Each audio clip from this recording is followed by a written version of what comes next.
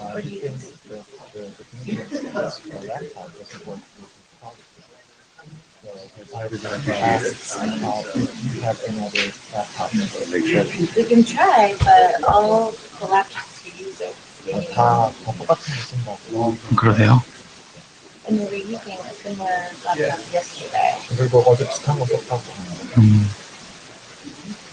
근데 비슷하게 하기에는 잠깐만 그걸로 한번 해보고. try a repeat laptop. Okay. And see if that works. Okay.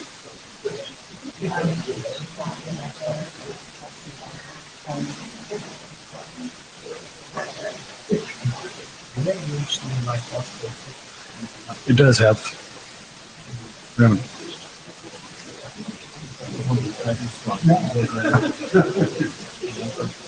Power line.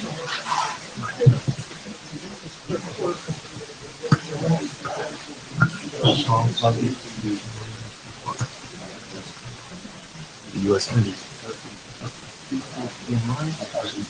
I guess this one doesn't have HDMI.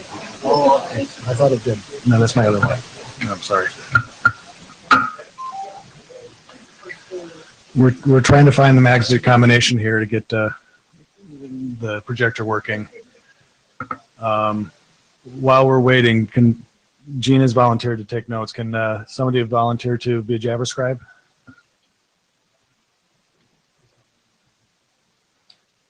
Anybody willing to JavaScribe for us here?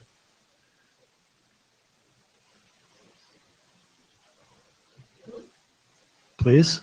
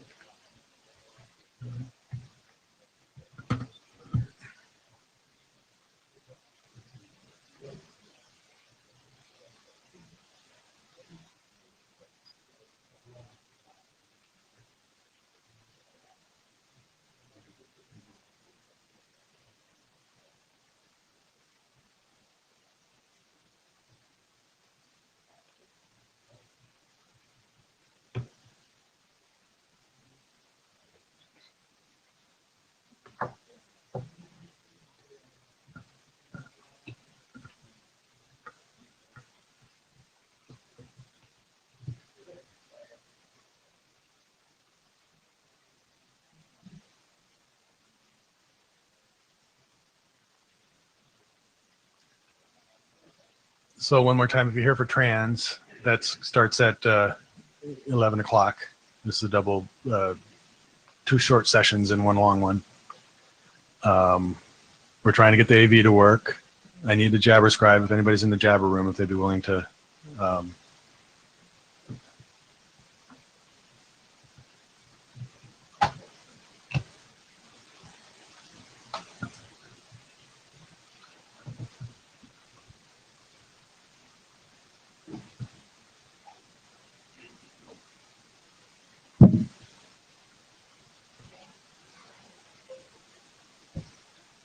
That's on the other. Yeah.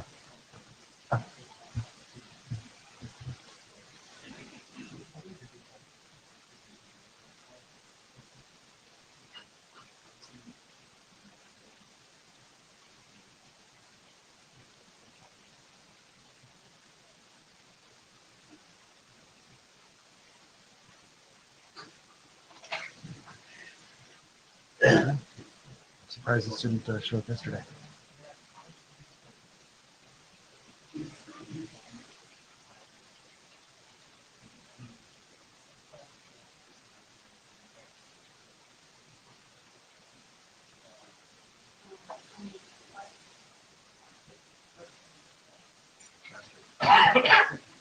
While we're working this, the slides are posted. So if you can copy them down to your computer until we get this going, we can do it without projecting. Hopefully this will. Yes, I posted them this morning. Are they not showing up? Well, I posted them this morning. Yeah. So this is modern. again, if you're here for turn, that starts at 11 o'clock. So next thing would be imagine note well. I think we've all seen note well enough times that we probably don't need to have it shown anyways, but note well, the note well.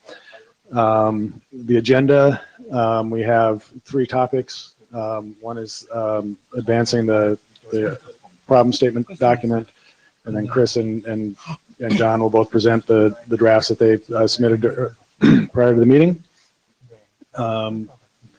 Agenda bashing, if there's anything else people would like to talk about, please say so. So on the problem statement draft, we went through working group last call and got 0 comments. And I think as has happened with some other working groups, STIR has kind of taken all the oxygen out of the room for related topics or other topics. Oh, they're leaving.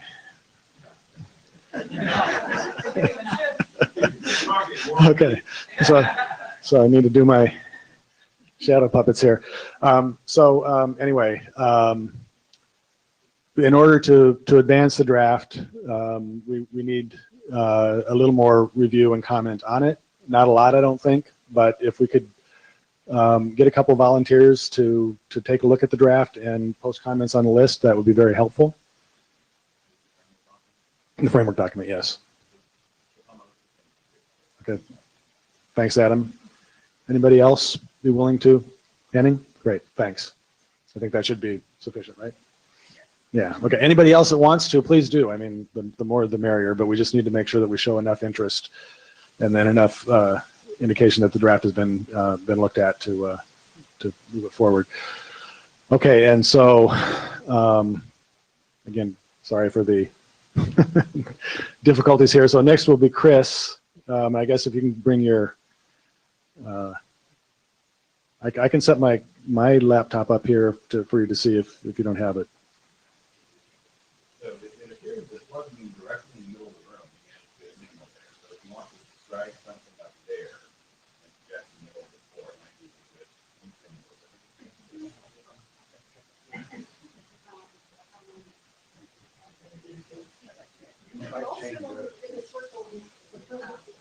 Well, I can try to plug mine in if you want to. It's just the.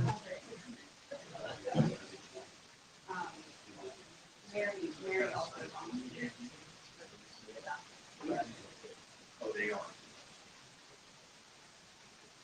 We assume they're coming back and they left their laptop in there.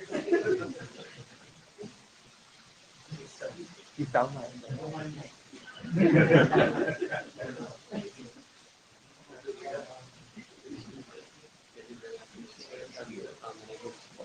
Okay.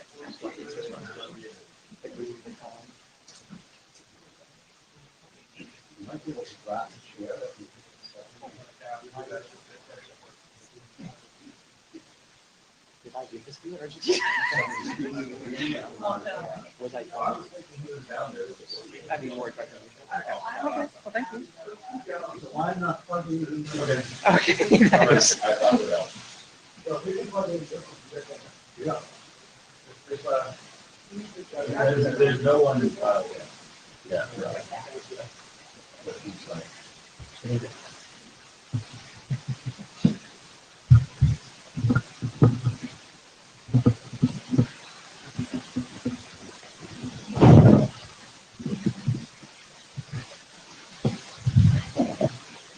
So I'll get started, right? Yeah, go ahead. Okay. So I submitted a document. There we go. Identity registry. This was basically a brain dump on something we've been working on internally, and very compatible with the concepts of modern as well as some of the stuff in Terry. I think the goal here is to maybe talk through and see where the commonalities are. But I'll go ahead and talk through the slides, talk through the document first, and John can present, and maybe we can discuss afterwards.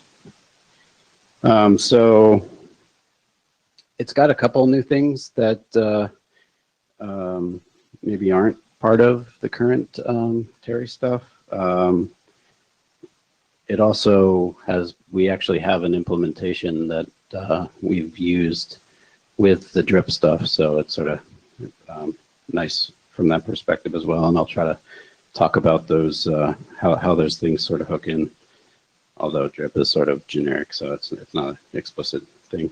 So one thing we do is explicitly associate services. And the other probably really big thing is having a model where you can have multiple public identity associations and a routing identifier that's sort of explicitly a related but separate thing. And I'll talk through that a little more. Next page.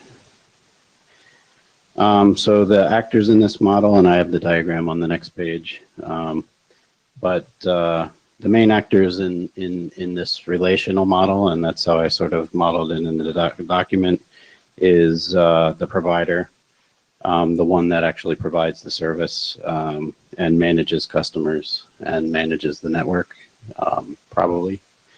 The user subscriber, so the person that actually, the actual human being that is subscribing to some service from the provider.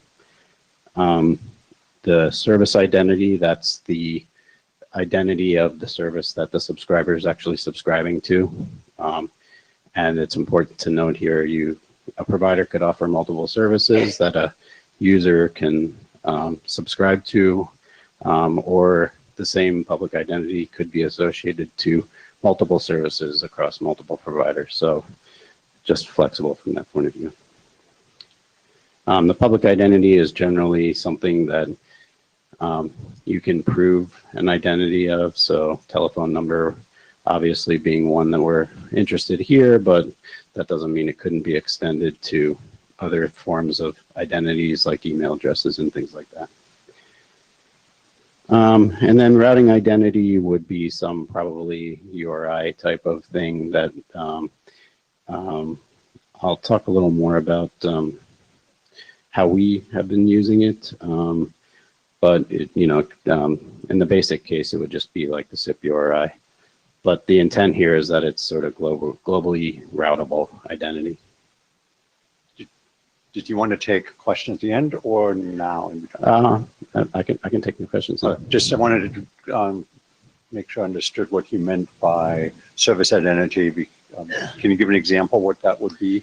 So I have an example where it might be VoIP as a service, but you could think of it as maybe an application. So so this is not describing a user describing a broader service itself.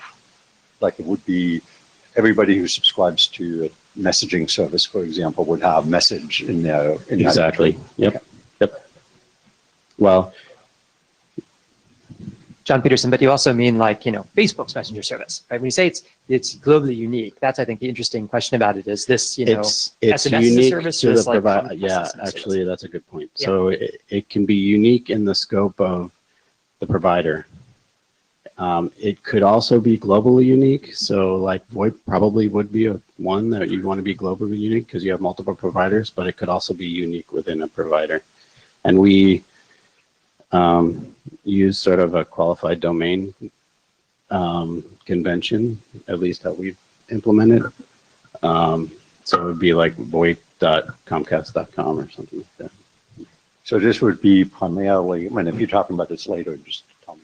Okay. Yeah. But the idea, when I can see people have talked about the ability for many years about having essentially separate providers for different generic services. Mm-hmm. So I could have an SMS provider, for example, and the voice provider, mm-hmm. to take a very realistic example. Yeah. And in this case, I would have two records, one which said SMS, we have one that says voice. Mm-hmm. I don't really care who provides voice except for a routing identifier, but I do care if I want to route it to that. That actually turns out to be a real near-term problem to the extent that you followed it for real-time text.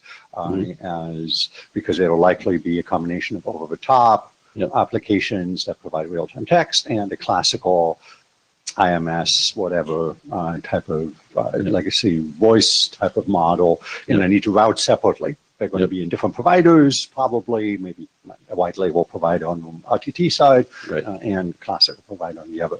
So that's why it makes a big difference whether this says, well, unless there's a hierarchy implied so that if I don't care that it's voice Comcast, all I need to know is voice and I'm good. Is that what you're saying? Yeah, so maybe to step back a little bit, the intent is that I know that I want to contact Henning at 215-555-1212, and I want to contact you for real-time text, for example. So I look in the registry, I do a query for the service of RTT for the public ID of 215-555-1212, and I get a globally unique routing ID that goes to the provider. Okay, that's exactly what I was hoping for. Thank you. Yep. And to be clear, I think that is totally in keeping with what's in the model framework and basically what's in Terry, right? I mean, there's a subject to these things. There's an attribute you can use to specify void, things like that. And so, yeah. Yep.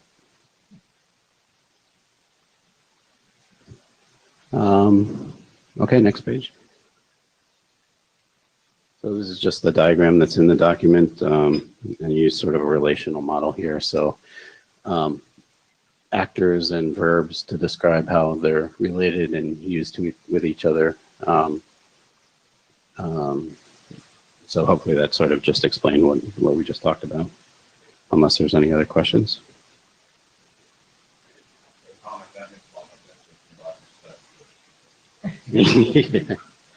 Yeah, right. Pictures are good. I guess I could try to incorporate arrows in the text thing, but we'll see.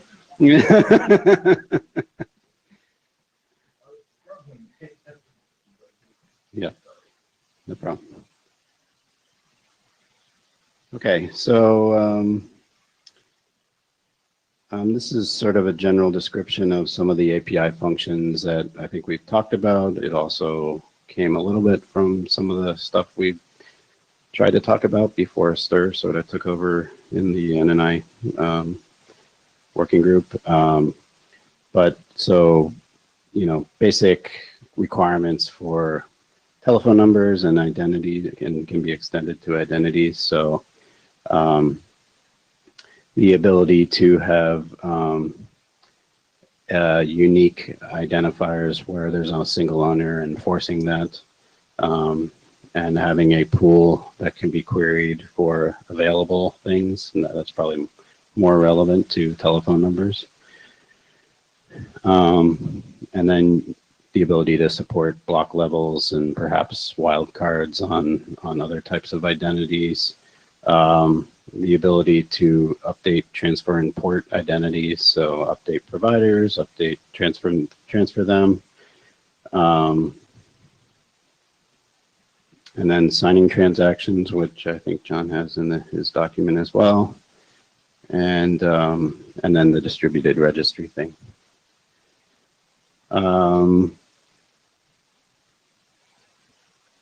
Yeah, so just to talk about the distributed registry a little bit, I actually in the diagram have one thing I noted as private, the user subscriber. So obviously details of the user subscriber should stay private to the provider.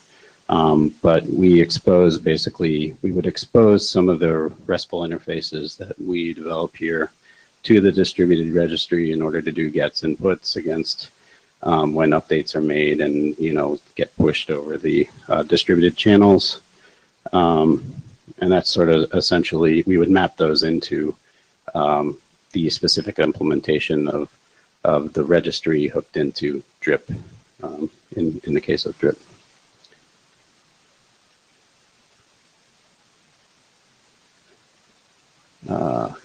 Okay, messaging and control flows. So here we go. As I explained to you, Henning, the most queries would always be in the context of public identity in the service. So that's sort of the unique pair that would identify which routing ID would be used to route. And we just talked about global uniqueness as well. So, the allocation must be unique. We need to make sure that there isn't any race conditions in terms of allocating numbers. So the idea that if you did a get to check if something's available and then you try to do a put, we should make sure there's no race conditions for somebody else getting in between. And that's sort of covered in the draft, but it's good to note in this as well. So next slide is an example. The telephone number would be the public ID in this case. Service ID could be VoIP, as I described before, and RTT and other things, and whether they're globally unique from a federated point of view, or if the provider just wants to provide a unique service, that's possible as well too, although less important for the distributed case. The suggestion here would that the routing ID would, this is sort of another important concept that at least how we have implemented it, that in the case of the SIP URI, the domain actually represents both the provider and the service. So I think I mentioned before, like voip.example.com would be the domain because it's the service ID, and then the domain that represents the provider, and then the identity is put before the @ sign.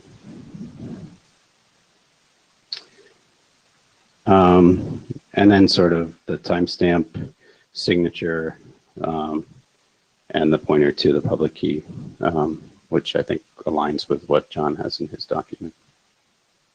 Yeah, John Peterson again. I think it is definitely aligned. One of the things that I'm really interested in about this, I guess, and we can get into this a bit when we talk about how this aligns with the Terry data model, the degree to which you think the routing ID should encode in the domain what the service is. In the sense of, this is kind of a question we came up a lot in the early architecture of enum, like is SIP a service? And if so, what service does SIP provide, right? SIP provides this rendezvous function that allows endpoints to explain their capabilities and to kind of negotiate what communication protocols they have in common.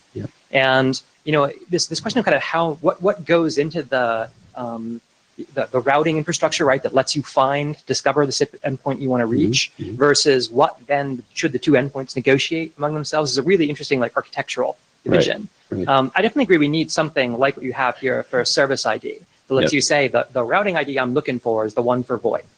And what that means is that the thing that's returned should work for that at least. But would it be like a problem if it also worked for video? I guess is my question, right? I mean, you want it to be, No, and I think that is part of the definition of what that service ID represents, right? But for me, it's also like, if something routes into my network, if it's VoIP, I might want to send it here. If it's RTT, I might want to send it there, so there's a whole bunch of other things, and it's globally unique as well. So I think there's a couple things there.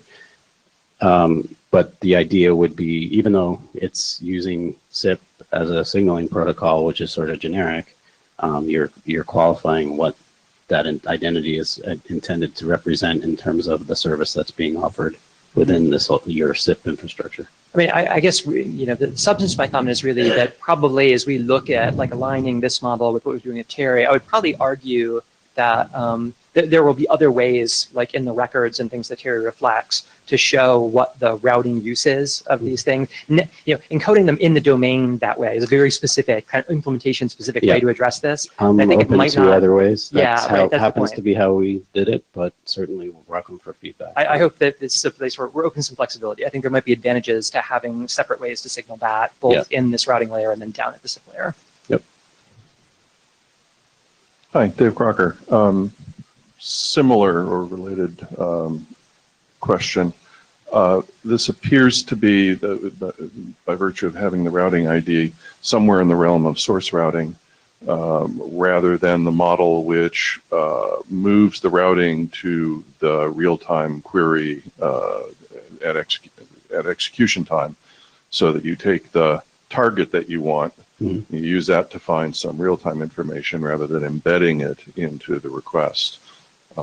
Any thoughts about why you're taking the embedded approach? If I'm understanding correctly, which well, let me make is always sure I'm following what you're saying.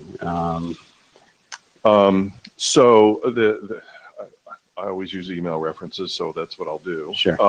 Once upon a time, you actually could embed a source route into an address. There would be the place you want to go to, but you'd say, Right. go get there via this and this and this. Yeah. And that was in what the author would specify. Yep. And you might guess that wouldn't scale real well. You'd be right. Right.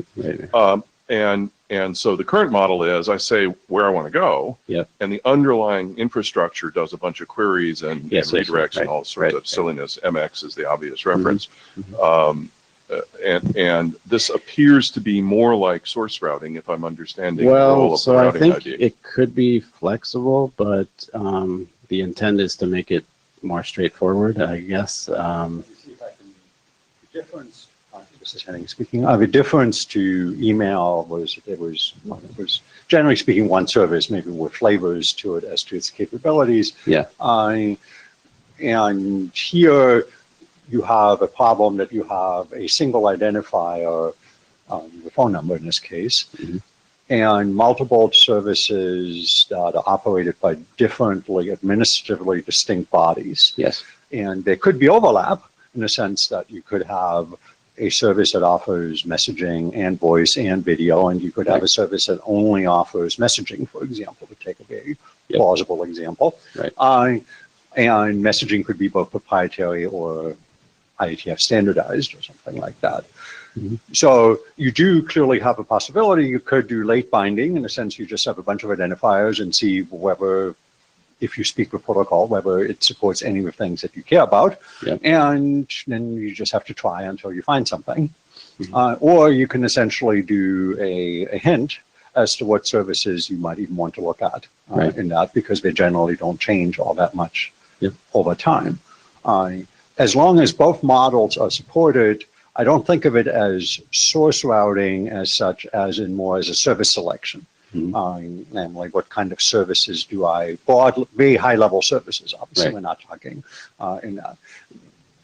The problem will be, and I don't know how you envision handling that, for services, for routing IDs that handle multiple services in combination, let's say voice and video, just to Right. take an example, if they're separable, would there be two entries or would there be a multi-valued service ID, as in it would be enumeration of this thing can do voice, video, and text, say to Yep. take a classical version. That changes how you do lookups, it changes the relational structure of your database. It changes my ability to, for example, ask for a service that supports all three at the same time, which might Yeah. be something I care about, all of that. I think all of that is intended because one of the things that is an interesting use case is sort of what carriers are supporting today in terms of I have my legacy SIP, I have VoLTE, I have RCS, and I might want them to enter the network at the same place, but then I might have other logic internally, routing logic that might push them to the RCS specific services or other things. So we could either do that explicitly in the registry or implicitly and then have internal routing logic that could, so I think it'd be good to support both models and then the carrier or provider can decide how they want to treat those identities. Because, yeah, we have a use case as well where we have sort of a, we offer messaging and voice and other things, and we sort of have an umbrella service that we use as an identifier, and do that and then split off depending on the application. But I could see it both ways, actually. Dave Crocker again, just for completeness, something that I'm pretty sure everybody in the room already knows, but Henning's point about multiple service is what prompted going from MX to create the SRV record so that you could underneath register Right. for different services. Yep. Yeah. Also, just in terms of Terry alignment, sorry, John Peterson. One interesting thing about the Terry model is we do have, in fact, explicit source routing in it, in the sense of, there's a concept of the source of a query, Mhm. and there can also be the concept of a route source. For this query, tell me what the route should be if this is the source of the traffic, in other words, or the anticipated source of the traffic. Yeah. And that is a property, I think, that turns to be very meaningful for exactly those kinds of service provider cases you're describing or inside of a single network. Mhm. And there will be if your route source is inside it, then it's you need to exit through particular gateways or whatever for particular services, which would be very different if you were just out on the public internet, say. Yep. So that is something I think that definitely needs to be a part of the model of this.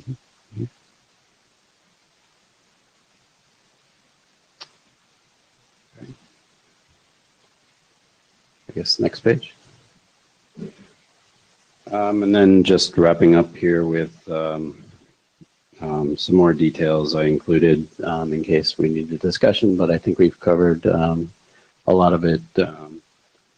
So just in terms of the API specific stuff that we need, you know, this is intended to provide guidance. I do have some API references documented. I didn't have a chance to put them in, but I figured we should talk about it before we start defining interfaces. So basically, the idea of update entries, porting numbers, the gets inputs that are put and posts that are associated with that, and then on the next page, removal, deallocation, if it's telephone numbers, the ability to put that telephone back into the pool of available telephone numbers, those concepts. So that's the overview. Okay. Okay, John?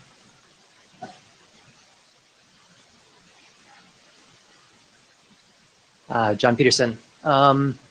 You know, this is really great for a number of reasons. This is kind of what we've needed in Modern for some time. We've been having a relatively abstract discussion about kind of what we think the principles would be that we would need to, let's say, address the enum-like problem in a more web-like, I guess, way. To try to figure out a rich query semantics that'll let you express interesting questions about numbering resources, that will let you create records related to numbering resources. They'll let you have these records exist in a clear kind of scrud ecosystem. We can create them, we can update them, we can delete them, and so on. And I think this, you can go to the next slide, I'm sure. This has been a perennial difficulty for us as we've looked to extend enum or even to try to figure out kind of provisioning systems that would work for enum in the past, because we never really looked at it from that perspective of the record being something that would kind of atomically move through that life cycle. And the problem is, of course, you can't really define much about that information model, and Terry is in fact an information model, without having some really concrete examples that you want to work with of what the data elements would be that you're going to put into it. Like, we can define in the abstract what it would look like, but this, Chris's presentation there is a great example of the kind of thing the Terry model should be able to do. If we look at Terry and say, actually, we can't figure out how to map the kinds of things Chris is talking about to Terry, then obviously we did a terrible job designing it. Because this should be a layout. This should be very straightforward, at least for us to figure out how to slot it in and how to extend it to accommodate that. So let me talk a bit just about Terry before I get into the new document and into alignment with Chris's stuff. We have a draft. It's called Draft Peterson Modern Terry. This is for telephone-related information. That's what Terry is short for. We now have a 0.2 of this. Again, still an individual submission. We've been having difficulty, as Steve intimated earlier, getting enough eyeballs on the framework. Terry is, in fact, an instantiation of that framework pretty directly. So I think when we feel we've got that a bit more solid, we can talk about whether or not Terry should be something that we'd adopt. Really, I only made a couple more tweaks to it, though honestly, I mean, again, I think based on some of the things in Chris's draft, I can see ways I might extend it, maybe even change some of the fundamental elements I imagine are associated with records based on the way Chris is looking at it. There are a couple ideas I'm going to talk about that I think probably should be promoted into that. But I think kind of the next step, and this is what we want to talk through today, is what we think would look like to take Chris's model and to build a Terry binding that is based on that exact kind of registry model. Since it's just an abstract model, I also have noticed, I think it's kind of hard for us to talk about this in too much of the abstract. So I wanted to at least show a data format that we could mint these records into. Really, we've just been talking about the information model at a very high level. These are the fields we imagine would be in it. So I put out a little bit of a straw man draft. Next slide. That will show, I guess I talk about the straw man model on the next slide, but that is trying to put Terry into JSON in a pretty casual way, I'd say at this point, because I think we do want to know that we've got the right data elements, again, given something like Chris's registry example. Yeah, Next slide. So what we really want to be able to do with these JSON elements that I'm going to be talking about today is to fulfill what we call the Terry operations. And this speaks very much to the API calls that Chris was just referring to with his gets and puts and deletes and so on. We want to really have three things you could do with Terry. You want to be able to acquire numbers. This is both the searching capability you're referring to. How do I interrogate number inventory and then get a single number or a block of numbers out of that inventory and have that be assigned to me now, at least whatever that attestation of assignment means in the Terry context. There's a management operation that both enables you to provision initial information against those records when they've been acquired in that fashion. We'll also let you modify them, port them. Things like that would all fall under that management operation. And then finally, the retrieval operation. And retrieval is where we started. Retrieval is the enum, basically, problem of, okay, we know that there are records out there for this. Given who I am, given the situation of the network resources associated with it, how do I get that information? Who do I ask? And what does the query need to look like? And again, the core conceit is that we've looked at these kind of in isolation. You know, when we've gone through these efforts like Spearmint or like Drinks, enum, we've looked at parts of these. And the conceit here is that obviously these protocols are all accessing and mutating a related set of information, some kind of an atomic record. And so Terry's ambition is to provide a common information model for that record itself, and then for these operations that operate on the records. Next slide.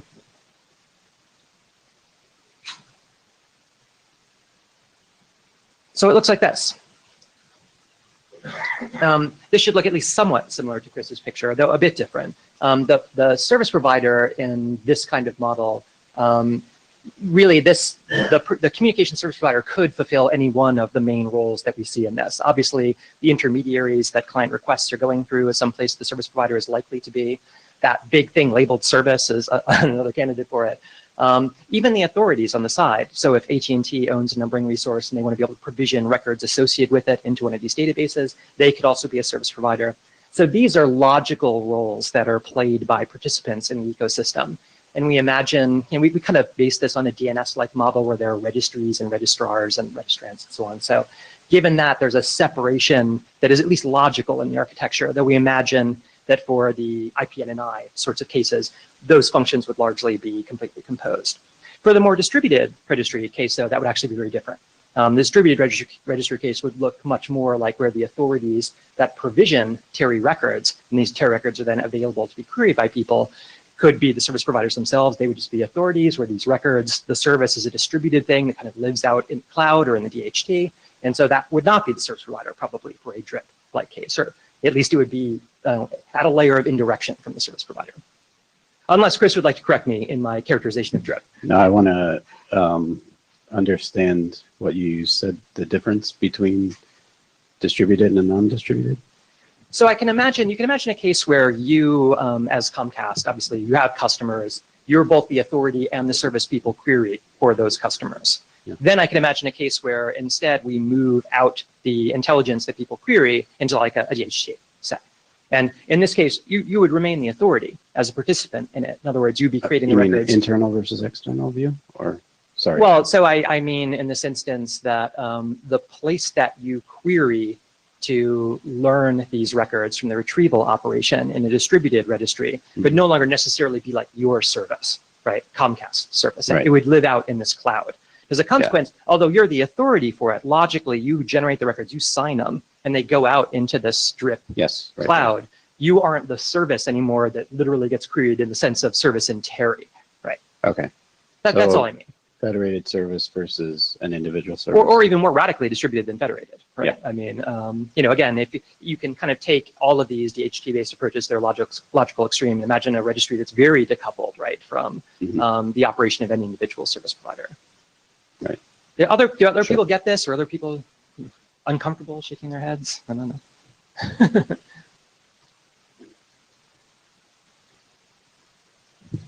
Alyssa Cooper. Would then the acquisition flow also go through this federated distributed service? And how does that relate to the authority's authority over acquiring? Sure. So, I mean, I think DRIP is based on the notion, again, I hesitate to characterize your own proposal too much in front of you, but yes, there would be some number ranges that would effectively be seeded to this distributed system. And if you're a participant in the system, you can then use the acquisition interface to seize free numbering resources. When you delete, you can also release them to this, right? And what really the acquisition process always gives you in Terry is authority, right? It makes you into the person who then can provision the records and say, okay, for this service, these are the service fields that I want to associate with that in the record. So is there not a model where that would look beneficial for retrieval, but not for acquisition? Like, do those things, they have to be coupled? Oh, sure. Or? No, I totally agree there is. Okay, I'm just speaking okay. again to this very specific, at least as I understand it, proposal for DRIP, which I think is based on this notion that you want a free, in fact, I think that's the central conceit, that you want even the acquisition dimension of it to be distributed in that way. It's totally possible to do the retrieval in that very distributed way and have the acquisition actually be very centralized. Okay, thanks. Henning, I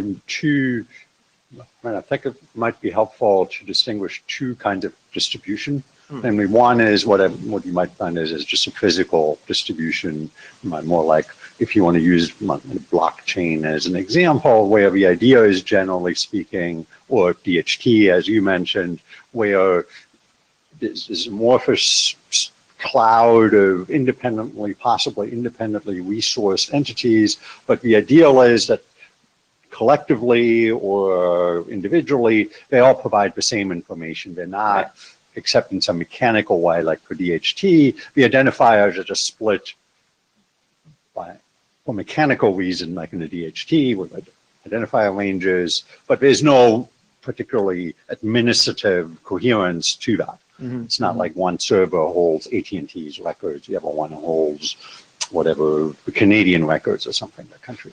And then you have a separate model, which is what I think of more as a federated model, which is indeed there is an administrative division between logical entities, which themselves can be distributed. I mean, that's certainly doesn't have to be a single logical SQL server.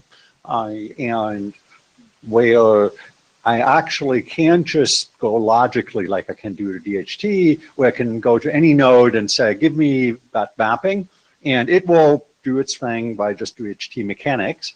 Here I would have to say, oh, this is a Canadian phone number, so I need to go to the Canadian server based on some other lookup or based on the identifier prefix in this case, area codeless country code, and do that. So I think it's helpful to distinguish those two models simply because they have different implications in terms of the mechanics of looking up things. In one case, the underlying system does that all for you.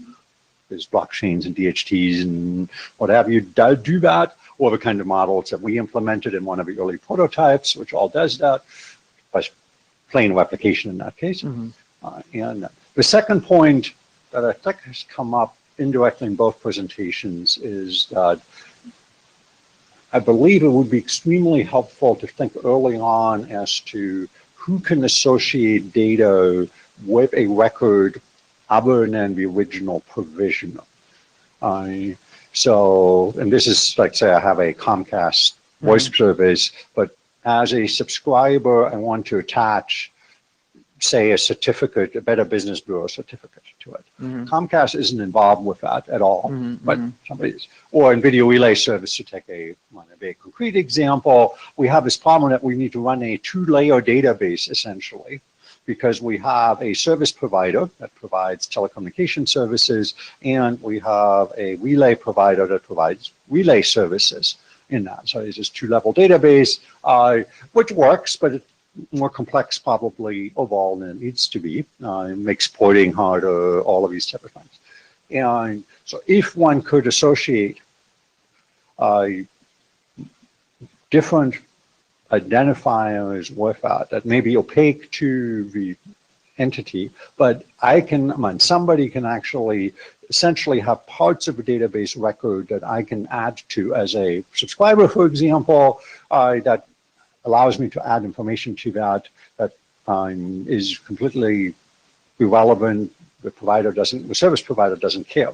I think that would make Sure. adding functionality to databases much simpler than it is today, because today even adding a single field is literally a federal procurement action Heard that, and an actually. ANSI Yeah. process. And I mean, it makes adding features to numbers, the hurdle is extremely high, which means most of it gets kludged or never get done. Yeah. So just because, so Terry does have the concept that there can be multiple authorities to the same number. And a lot of this stuff actually falls out from that. In other words, when you're doing a retrieval operation, the nature of your query will perhaps limit the number of records that you'll get back. But there could be subscribers who provision records against a number. There could be service providers who do it. There could be all. And necessarily they all have different signatures. Like there's different scopes of authority. So I mean, Terry is built on that very pluralistic concept. I think that there's going to be anybody who has some authority over a number, and we can talk about how we think that's defined, but can provision these records. And really it's up to the retrieving entity whether they trust the credentials that were used to attest them. And if they do, then they use the records. And if not, they don't. And I think that gives everything you just wanted from that. Yeah, I was just going to, because Chris went, I was just going to make the point of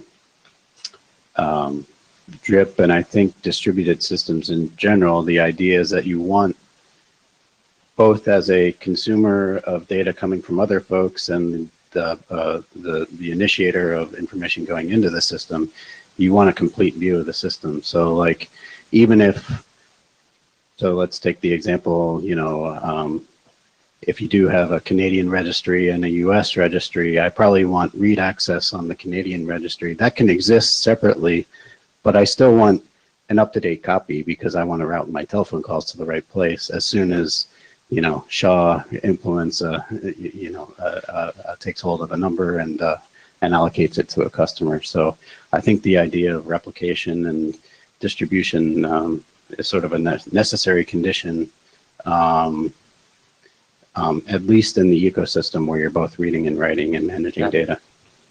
But I think it also, again, that this lets us treat the service as something that could be run by Comcast, could be run by, you don't know, you could find these records like in a bus station, right, and copy them into your computer and still trust them, again, provided you trust the authority that generated them, you have the cryptographic assurance of them. And that lets this apply equally well to a very distributed model like that, as to one where it's really the service provider you go to, where I know I need to go to AT&T and ask for this. So Terry is designed to work at either of those extremes. That's one of the constraints of the model. Next up. Basically all these operations break down to a variety of requests and responses, and these are what my little toy draft trying to show what requests and responses might look like for some of these operations is intended to make a bit more substantial. And this is where we can begin to see the questions of what the alignment is between this work and Chris's work. Like, for example, as we talk about a request, all requests have a source. All requests come from someone. There's some administrative identity of I'm the originator of the query. And that may determine where the query lands in some cases. That may determine whether or not the query is authorized in some cases. That has a subject. There's some specific resource you're asking about.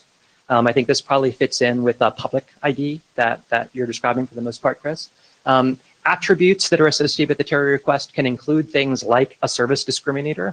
VoIP is given as an example of an attribute in the Terry drafts today. And this will ultimately yield a response. Response will have a response code. And this could just be things like success if you're provisioning a record, or failure if you're provisioning a record. It could be failure if you're asking for records associated with a resource that doesn't have anything associated with it, that the subject has not yet been allocated, say. Or responses can contain records.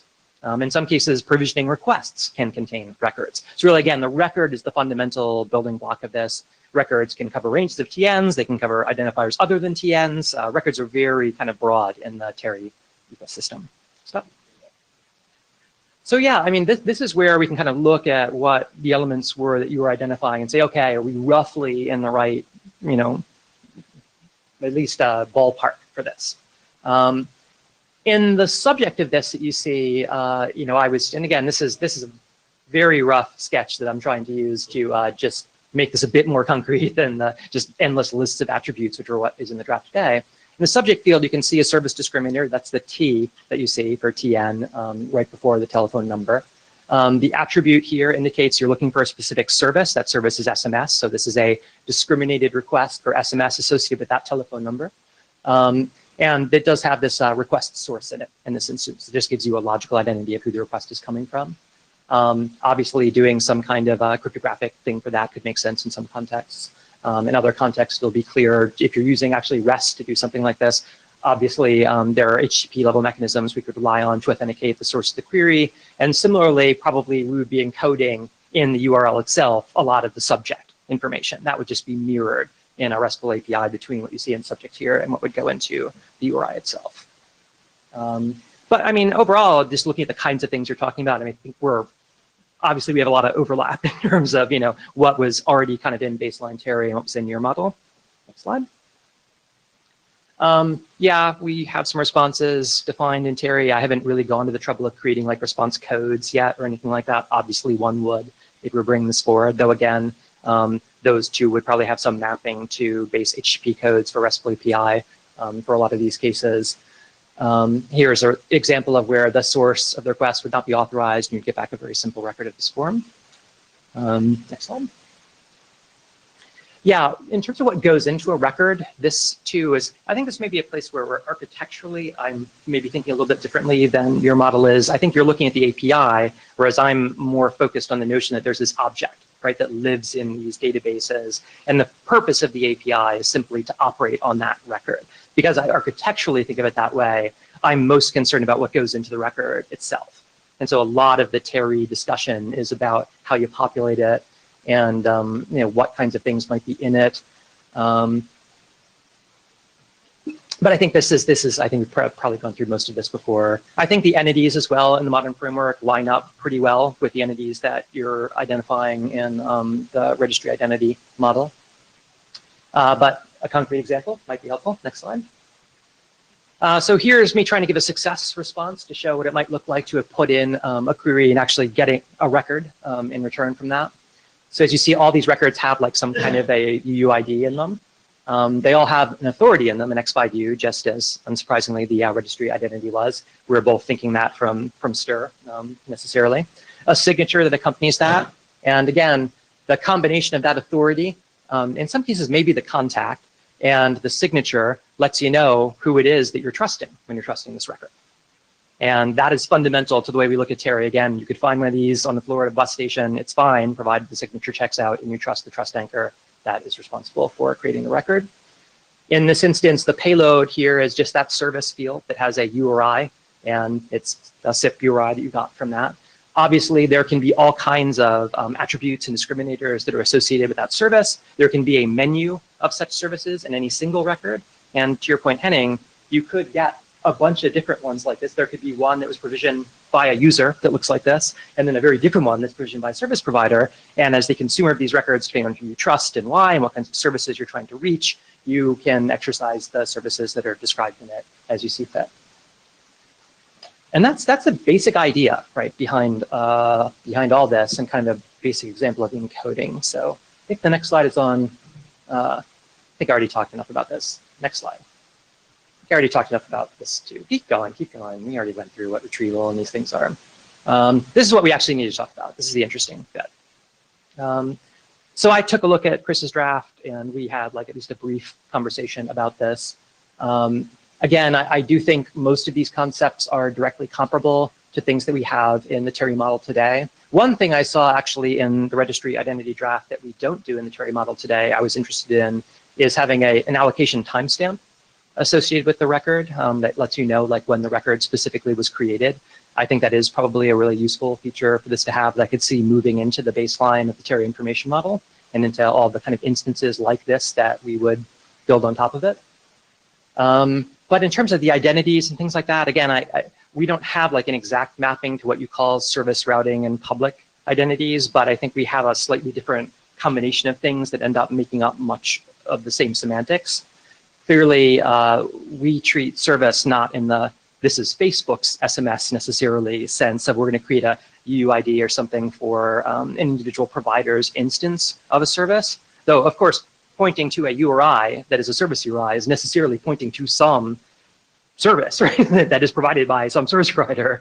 And, you know, as a consequence, I mean, I think we kind of get that any way that we depict the services in a model like this. So the real question is to what degree the discriminators for the services, things like VoIP or SMS and so on, are sufficient for that, or whether you think that we want to have something more like a UUID to designate, well, this is Comcast's VoIP service. And architecturally, again, I think it's 6 of one, half dozen of the other, to be honest, because you do get that, ultimately that URI, it's going to tell you it's the URI to Comcast service. Unless you think there's some reason why the inspector of the record would trigger something that would be like some service logic based on the fact that it's Comcast's VoIP that would not be obvious from looking at the URI. So I want to tease out a bit what you think the requirement is behind this. Well, partially it's just the pure routing itself. So you're talking about service incorporated into the routing ID, as I call Why it. don't you put back to the, actually, unfortunately, it's like back 15 to my example record. One more, this is good, yeah. Yeah, so I mean, example.com and the service element here is where Comcast's domain name would go, right? If this were Comcast's service. And so kind of the way that I thought about this, U is an indication of what goes into the service field as URI. And if you do reference it, you'll be contacting them for X, Y, or Z. There could be attributes then that are further associated with this. And I showed this in the query. They would say things like VoIP or SMS, right? So you could say this specific URI will have these attributes associated with it. But all you need to know to figure out that this is Comcast's VoIP service is to see that example.com there says Comcast.net, right? And that the attribute associated with it is VoIP. And so I guess what I'm asking is there some further need to have a UUID for the service beyond just like VoIP? No, you can use that directly. I don't think I was advocating for a UUID. Is that what I thought I saw globally unique identifiers, right? Not necessarily UUIDs, but globally unique identifiers for the services. But you kind of said you wanted to have it both ways, where that could either be very generic, right? No, actually, we specifically use some textual. Okay, just like thing. Yeah, and we do that for a couple of reasons. One is from a routing point of view, it's more explicitly says where you want to go. We also use it from a logging point of view. So if you're doing things in one application versus another with the same identity, you can see that. One other concept I can bring up that we have, which is not necessarily related to that, but is something interesting I just remembered, is for our routing IDs, we actually use UUIDs as the user part. And that is to avoid any leaking of PPI data in any of our signaling or logging systems or other things. So that's a sort of another orthogonal concept to think about, and I thought I'd just mention. But from the domain part of the routing ID, yeah, I mean, I think it's nice to have the explicit domain and service association there, just so you know exactly where it's going to. And so because ultimately, if I want to send a VoIP call to 215-555-1212, I need those two pieces of information to get the globally unique routing address or URI that I'm going to send it to, and why not include those explicitly in the URI that's used to actually route it. Yep. No, that totally makes sense. Yeah. I mean, I guess maybe if you flip back to the Chris comparison slide. Thanks. I mean, I guess I'm confident from our initial look at this anyway that we could probably converge pretty quickly on what we think the necessary fields are to cover the identities in this, probably as well for kind of the provider subscriber distinction. Again, since Terry doesn't draw that distinction explicitly, it just says there's a contact, right? And like the contact for this record could be a service provider, it could be a user. The point being, it's ultimately the authority of the signer that determines whether or not you trust them. And so we look at that, I guess, at a higher level in the way that Terry is oriented. The allocation timestamp I definitely want. And from the operation perspective, again, the operations in Terry were designed to do all sorts of things you do with telephone numbers. So unsurprisingly, things like porting and so on are entirely what it's all about. Yeah. Yeah, I guess I was just thinking back to the name. I mean, theoretically, it could be really anything, right? Like, as long as it's, there's a way to route it. Yeah. You know, it could be X, Y, Z. As long as this provider understands where it's going to, and well, again, as long as the entity that it gets routed to. but right, if you just then, use the domain, then that provides less indication. Or you could always incorporate it in the user part too. There's lots of. I think we're just talking convention here. it's syntax, I think. Yeah. Really, I mean, Right. we all agree on what the information is that needs to be conveyed. The question is just like, where do you stick it, right? Maybe you stick it into the domain name itself. It's like VoIP Comcast.net, or if there is, Comcast.net, and then there's an attribute field next to it that has like VoIP in it, right? So this is merely syntactic, right, convention. I mean, an interesting component of doing it the way that I'm describing is that you can have multiple attributes associated with it, say. So if you have this address supports VoIP and video and SMS, you could then have this URI with 3 attributes associated with it. Let's say the services I support are VoIP, video, and SMS. Whereas if you're encoding the domain name, and that's like voip.comcast.net, how do you want to do that? Do you want to do voip.sms.video.comcast.net, or can you show how that would be represented? Should I go back to the query? I think the query shows so, I mean, if you look at the query, I just put an attribute field into it, right, that has service associated with that. So just imagine that service, these are arrays, right? You just specify multiple services that are associated with the telephone number with the subject in question. So, I mean, you imagine an attribute field just like that gets in the record and is attached to the service URI. And that's something that's in Terry, but isn't in the example I was showing up the Terry record. And again, the alternative would be, though, if we literally were encoding these service identifiers into the domain names, I think it gets syntactically, gnarly to show multiple services associated with the same resource. We can take this offline too. I can show you a piece of paper pretty simply. Separate records, I think, but okay, that's another possibility. Sure. So actually, I'm a little confused here. Like, you have service here, but in the record, service is associated with the URI. Well, this is a query. There's no record here. Yeah. Yeah. So queries have their own structure. I understand that, but are you implying that? So what does the mapping from service of SMS to the record? It's a discriminator of records that you want to be retrieved. So in other words, this you're putting a limit, saying I'm not interested in records that don't have this quality. So if you have a VoIP record, I don't even want to see it because the attribute I'm looking for in this query is just the SMS. Henning, I think what we were somewhat dancing around, and this goes back to your relational model question that I asked earlier, and in terms of response, also in terms of the uniqueness of records. I mean, what are, in database terminology, what are primary keys and what are not, which are keys, and what queries do you support? Namely, do you support exact match queries only, or do you support Boolean type of queries, predicates type of queries, or do you support wildcard queries? I mean, all of these are fundamentally what we would like to do, and I think part of the reason that we've had trouble with enum is not just that sticking information in DNS is kludgy at best, if it's not intended for particular for that, and that the query model is by nature very limited.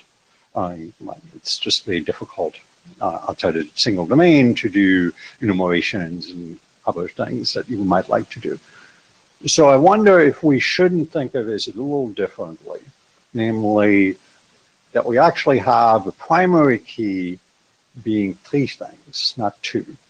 Namely, the global identifier, telephone number in our case, a service ID, SMS in your example, and a third randomly assigned thing that I normally don't query for, but allows me to have multiple entities. So for example, again, think of the video relay service example. I could have a telephone number which tells me that the provider for that is a carrier. that gets the trunk to the video relay service provider, and I have a second entry, which tells me that the video relay service provider that provides the upper layer service, application layer service, if you want, is whoever that company A, not related to that. And similarly, I can think of attaching the kind of better business record, whatever else I have, with that for the same service. Namely, they have certified, they only attest to the fact that this is my voice number, actually, kind of an EV version of a certificate in that, and I have that. And secondly, so I don't think that's hard to do technically, if it's very well into your model.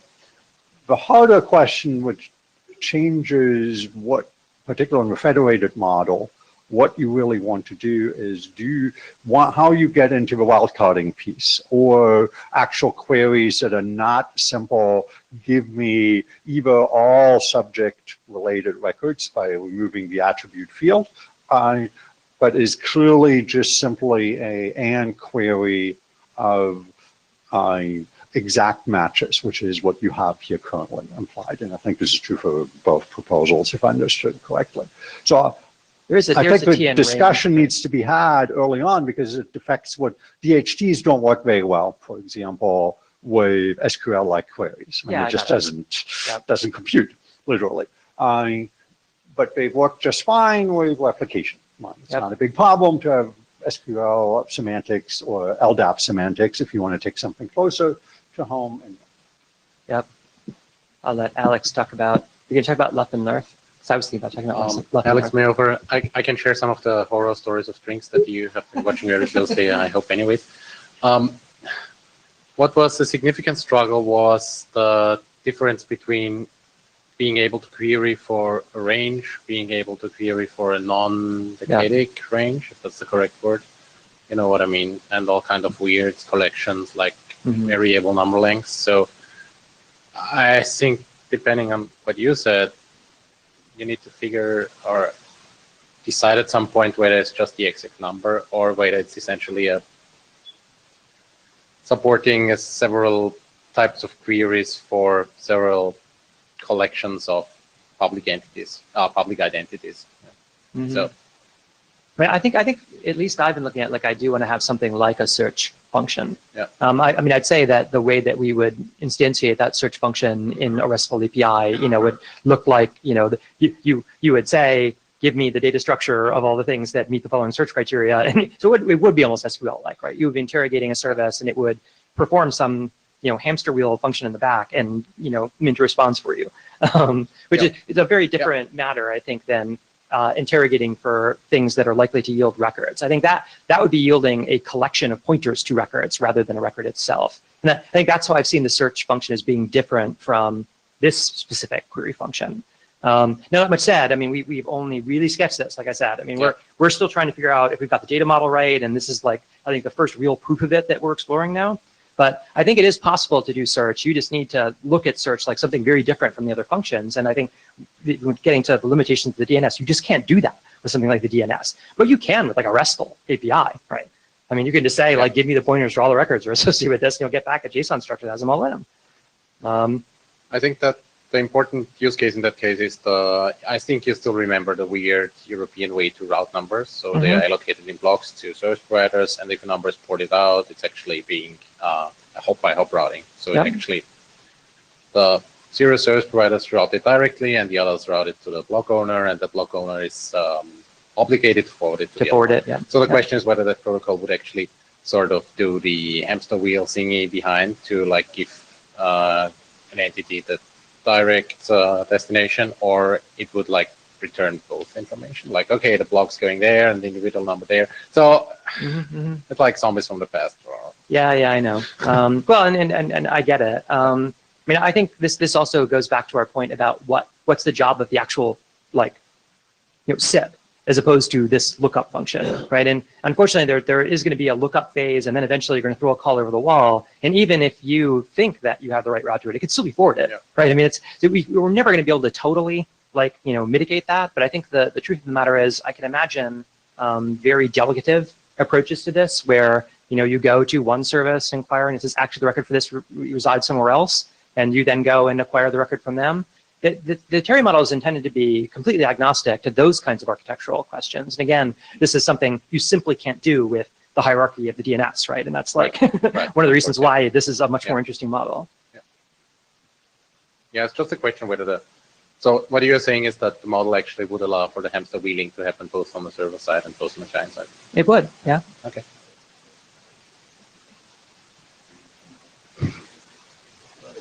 I'm trying to figure out on that. So when these things are provisioned, they're going to be provisioned also in ranges sometimes, right? Mhm. And the signatures occur at provisioning time, not when the record's returned. Correct. So it's like if I ask for a range of things, I might get like a handful of objects that are like those ranges plus other stuff and their signatures and all of that. And then it's up to me as a client to kind of winnow that down to what I care about. Yes. Okay. Now, they're your query intermediaries. I have them as an entity in this. They're actually allowed to perform weird functions that, for certain environments, would whittle it down for you. But Right, but then they would need correct. to like re-sign it with something that I would trust. Okay. yes, yes.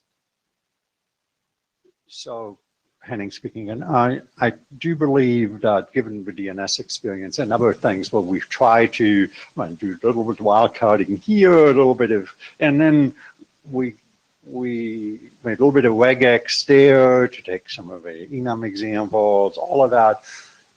You get almost all the complexity, but you never get quite the generality that you really wanted. Mm-hmm. So I fully recognize that depending on the implementation structures, that some implementation will not be able to do the kind of queries that you would want to do, and that's perfectly fine. Mm-hmm. But if you build an instance of that which does not support, because of the choices you made, does not support generalized predicate queries, good. And that's just, hopefully you made that decision knowing what you got yourself or not. Yep. But I would advocate just is essentially what we're building is a version of either, if you like it, it's a NoSQL type database or a SQL type database, whichever way, but probably more likely a somewhat of a hybrid between the two, namely in the sense that it has the ability to add additional attributes to that without redesigning the whole database, without doing a schema transformation. Yep. Because there is no schema There's no schema, directly except for some fixed fields. Yet also allowing predicate style queries because we know how to do those in many practical implementations, and they're well understood in terms of correctness and operations. We don't have to invent those. We have some history of doing that in LDAP and actually in the service location protocol as well, which is not widely used for anymore for a variety of reasons, but we know at least how to do those.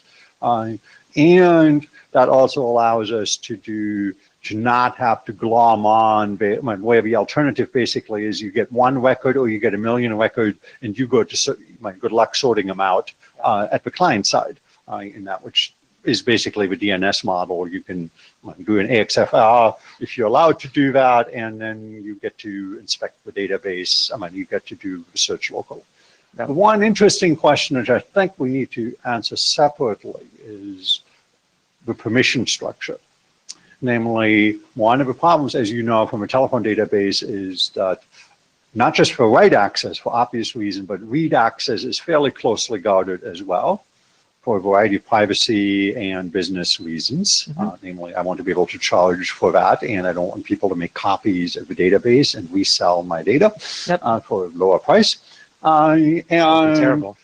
So both of those will likely persist. So I don't have a good answer to that, but I suspect there will be a different answer. Namely, I can see that I'm allowed to retrieve a record that is mine, and in some way, but I'm not allowed to query as a consumer, for example, for a record that is every prefix of 212 area code in it. And that needs to be part of a model assumptions. How can I express that, not just for modification, but also for read, so you don't rely exclusively on encryption and key materials, because that's not going to work. I don't think that maps very well. Probably not. And I think you're right. So yeah, I definitely think you're right. And I guess I've, been conveniently kind of hand waving that the services themselves will have some of that responsibility for the architectures that are relevant in the sense of the IPNNI, right, is a closed network. And the set of entities that have access to the IPNNI, are prescribed. And, a service like this that existed in that environment would have that limitation to it. Whereas something like DRIP, say, if we imagine that was more open and that everyone was pushing and pulling numbers from it and experimenting and doing cool things, that would have a very different quality. You would want pretty much anybody to be able to query and get a route, right, for a service at It the end could of it. support either model, right? Like You to could. be a Well, that's my node on point, the yeah. DRIP network, you require access credentials, et cetera. Yeah. I think as well, the kinds of URIs, the kinds of services you expose, what ultimately the routing ID in yours ends up being, can either be very informative or it can be very opaque, depending on the preferences of the creator of the associated record. And a lot can be masked behind that. If that's just like an edge SBC for your network or something, you're not giving a lot of information that is going to be useful to someone on the other side of it. So I think there are some knobs to tweak around that, but I think you're definitely correct that the acquisition interface and the management interface need to have some permissioning system that expresses at least what the intention is of the authority that generated this for which query sources should be authorized. And there are some cases where that'll just be explicit or implicit in the design of the system, and then others where I think we'll need something like that. I'm not sure that's the lowest hanging fruit in terms of what the kinds of things I'm trying to get aligned at this point, but I agree we definitely need it. Just to address some number block issues and things like that. I mean, I think in RESTful interface design, usually the nouns and verbs you pick are very explicit in terms of functionality. So I think we would have to have functions that are specific to number block related CRUD activities. Yep. But to address Henning's concern about that doesn't mean that the objects underneath can't be extensible JSON, that we can create new things and even have security association with each of them and things like that. But I think we shouldn't worry about adding new nouns and verbs for each function. I mean, that's typically what you want to do in terms of accessing a resource in a RESTful system. Yeah.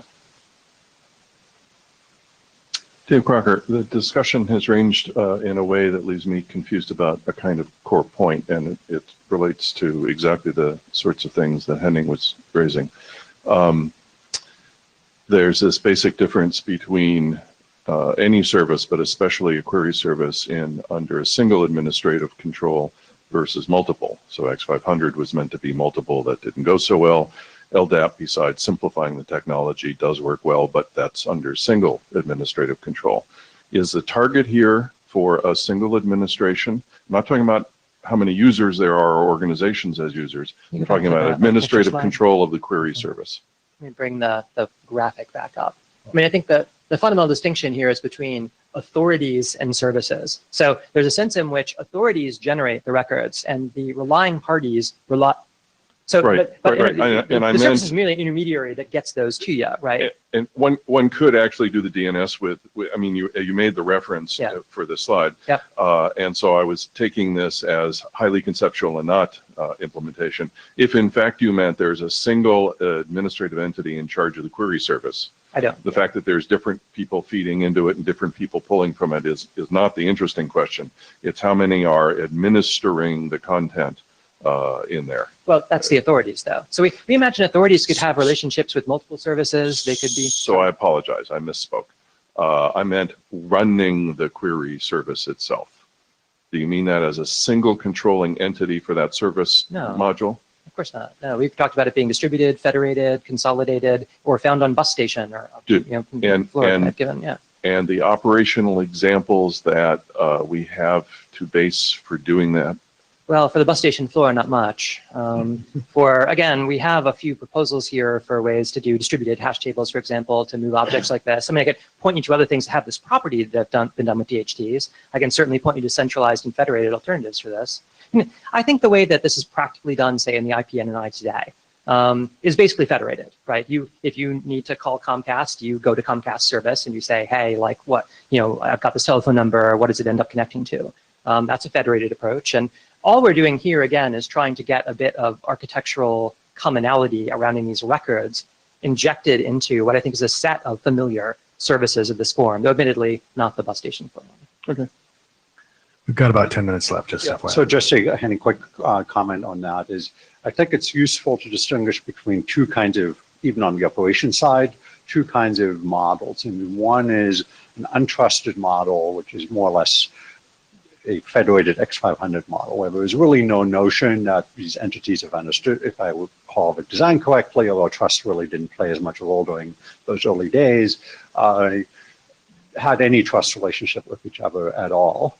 And then the other one, to answer a somewhat vaguely related example, is the TV white spaces database in the United States, where there are about a dozen, so not hundreds, not thousands, because trust doesn't scale that well to that number, operate independent but consistent databases, and they can generally trust each other. Meaning, if I put an entry in one, they will believe that they should also inherit that entry, that the other entity has validated whatever they need to do in that. So they are administratively independent. They don't share passwords with each other, but they are, by legal and other constructions, obligated to trust each other in that. And I suspect that in the telephone numbering space, we'll see some version of that as well. That in many cases, it will be a legal trust model, not a technical trust model, that will essentially say you get to be part of a club if you play by the rules, and we'll kick you out of a club if we are finding you to have deliberately violated those rules. Just a comment on the operational side. I don't have good telecom examples, but in the cloud and container world, there's many services, including Google. There's open source examples actually, like etcd, Kubernetes, Console, some others that implement. In fact, Drip was pretty much essentially made to model this, where in the cloud world, you're managing, thousands, tens of thousands, hundreds of thousands of containers out there. They're going up and down. They need to communicate across multiple sites across the world. They have distributed registries, essentially, based on gossip protocols and things like that. So, and that works extremely well. It's obviously running in very highly loaded systems. So I think that's one to particularly point to. I also wanted to maybe go back to, because I'm sort of still reconciling the service thing in my head. We go back to the record example. But so I think a big difference in what I'm putting forward and what you're putting forward, and maybe we need to intellectually come to terms with, is whether or not, and correct me if I'm wrong, a identity, like in your example here at sip:alice@example.com, should that try to, in the form that it is, should that represent multiple services as an identifier? Or in the model I'm putting forward is, I'm saying that is the identifier that is owned by either the provider or the user, depending how you want to look at it, and is how I reference myself to the world versus how I actually route calls and messages and other things. And I think it seems to me that's the fundamental difference of where we're at. Well, like I said, I think this is something that we always come up against when discussions get to this level, is how much we want to give these kind of directory services that sit in front of our real-time communication systems information about what the services are that are kind of behind the URIs that we're advertising. Mm-hmm. You could look at this as a multi-stage transformation, for example. I mean, imagine, you started with a telephone number, and you got this back, right? And like, okay, so I got sip::alice@example.com back from the retrieval operation. Now I need to figure out how to route that, right? Now we interrogate the DNS for these things ordinarily, though practically speaking, not as much as we probably should, according to RFC 3263 anyway. So I mean, you could imagine doing another Terry query to then get alice@example.com down to alice@voip.example.com.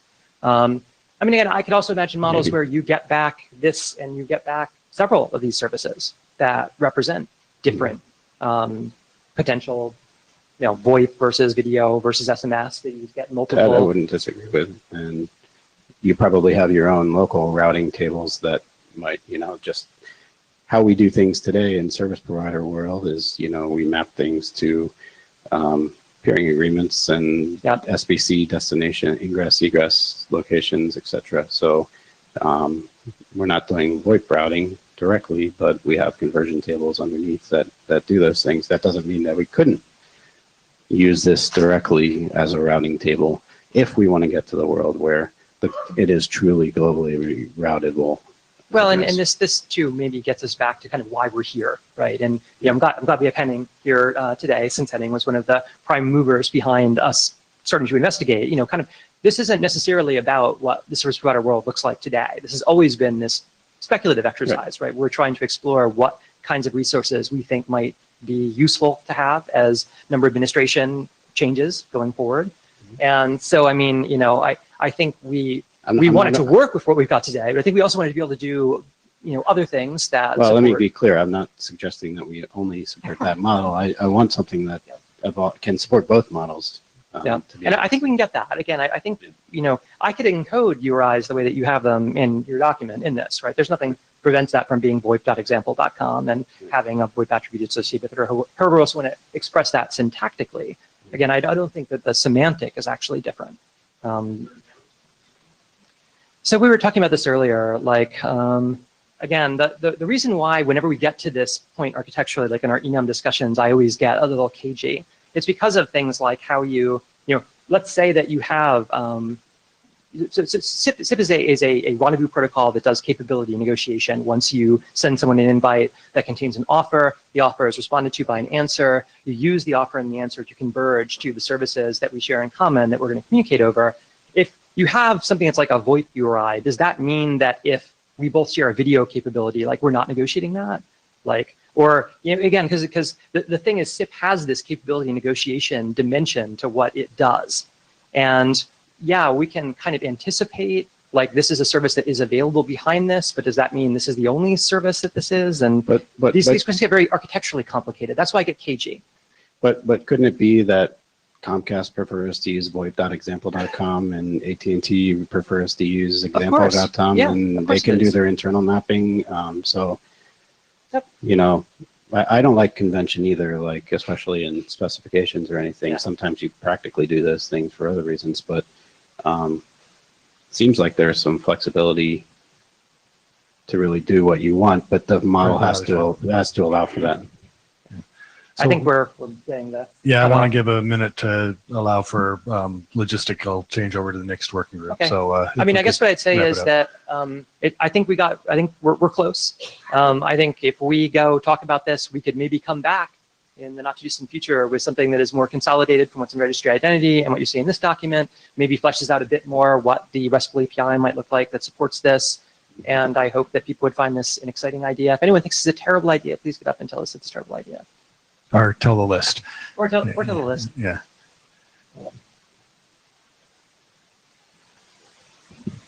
This is not about this, so just going back to our the problem statement framework document, could we set a deadline for when the reviews will come in from our reviewers? That's a good idea. Is a couple of weeks good enough? Or yeah.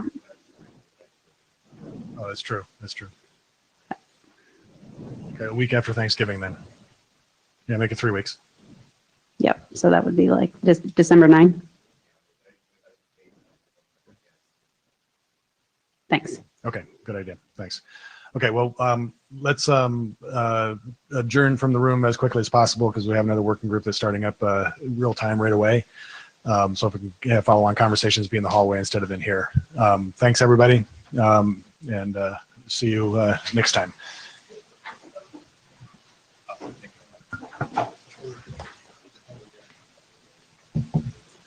I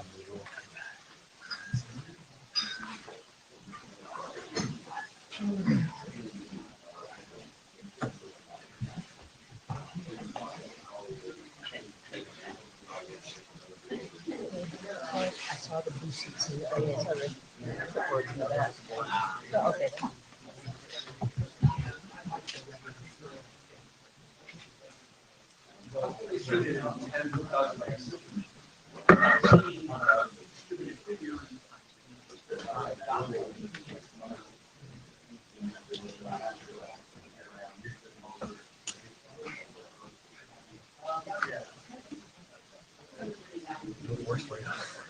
So you have problems, I guess, huh?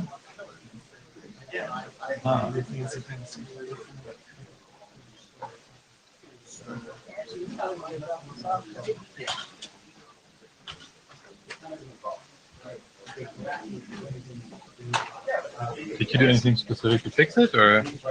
No, I didn't. He brought in another box to convert it. Yeah, okay.